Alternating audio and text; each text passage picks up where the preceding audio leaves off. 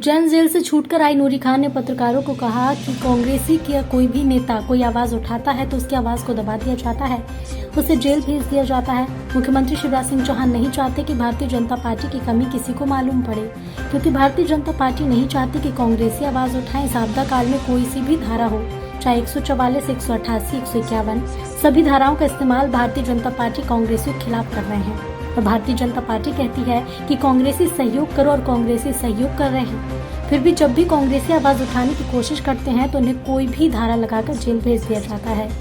इस आपदा काल में लोग मर रहे हैं, वैक्सीनेशन की कमी है और बताने को अगर कांग्रेसी आवाज उठाते हैं तो उनकी आवाज को दबा दिया जाता है, जेल भेज दिया जाता है। जिस तरीके से नूरी खान ने आवाज उठानी चाहिए कि नजमा बीच जैसी महिला कोरोना से मर जाती हैं, अभी तक उनके परिवार को कोई मुआवजा नहीं मिला। किस तरह अस्पतालों में हो रहे एक वरिष्ठ डॉक्टर से कोरोना वार्ड में ड्यूटी करवा रहे हैं और इसी बात को लेकर नूरी खान स्वास्थ्य मंत्री के पास गाइडलाइन का पालन करते हुए गई थी, लेकिन मुख्यमंत्री शिवराज सिंह चौहान नहीं चाहते कि कोई उनके खिलाफ आवाज उठाए।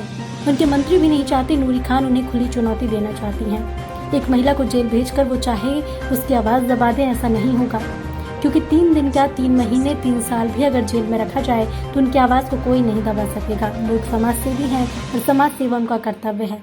समाज सेवा हमेशा करेंगी, चाहे उनकी जान क्यों न चली जाए। बीजेपी एक महिला से डर गई, अगर पूरे कांग्रेसी मैदान में आए तो फिर भारतीय जनता पार्टी का क्या होगा। जब भी कोई कांग्रेसी नेता आवाज उठाने की कोशिश करता है तो उसे जेल भेज दिया जाता है। ये भारतीय जनता पार्टी की रणनीति है।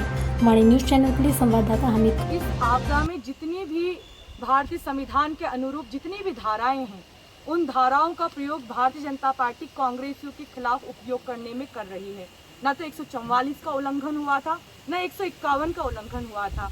ये बात जरूर थी कि एक साधारण महिला एक प्रदेश के मुखिया और एक मंत्री शिवराज सिंह चौहान के एक मंत्री से मिलने गई थी और गुहार लगाने गई थी कि उज्जैन में लगातार मौतें हो रही हैं, कोरोना योद्धाओं को सम्मान और मुआवजा नहीं मिल रहा है, रेमडेसिविर इंजेक्शन की कालाबाजारी की बात हो या किसी नेता के घर पर वैक्सीनेशन की बात हो, इन सारे खामियों के साथ में अवगत कराने गई थी। मुझे गिरफ्तार किया गया और गिरफ्तारी के वक्त मैंने कह दिया था कि अगर ये आधिकारिक गिरफ्तारी है तो सुन लीजिए, मैं जमानत लेकर बाहर नहीं आऊंगी।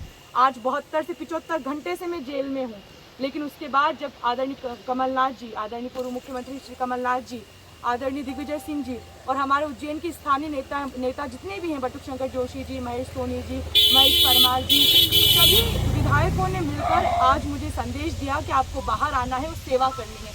क्योंकि कहीं ना कहीं मेरे जेल में रहने से सरकार सोच रही थी कि मैं जेल में आके डर जाऊंगी, लेकिन सरकार को भी 75 घंटे में ये तो पता पड़ गया कि हौसला बुलंद है, 3 महीने और 3 साल भी मैं यहाँ रह सकती हूँ। लेकिन आदरणीय वरिष्ठ नेताओं का आदेश था कि बाहर आकर मैं जनता की सेवा करूं। उस आदेश का पालन करते हुए आज मैं यहाँ बाहर आई हूँ। सारे साथी, हमारे आदरणीय इकबाल भाई भी और सारे यहाँ पे मौजूद युवा साथी मुझे लेने आए हैं। एक ही संदेश देना चाहती हूँ कि आम आदमी कोरोना के वजह से जो मर रहा है, उसमें सरकार की जो कमी है, जो घोटाला है, उसे जनता के सामने लाती रहूंगी और इसी तरीके से कांग्रेस एकजुट होकर ये जो भारतीय जनता पार्टी है उसके खिलाफ अपनी लड़ाई लड़ती रहेगी। मेरी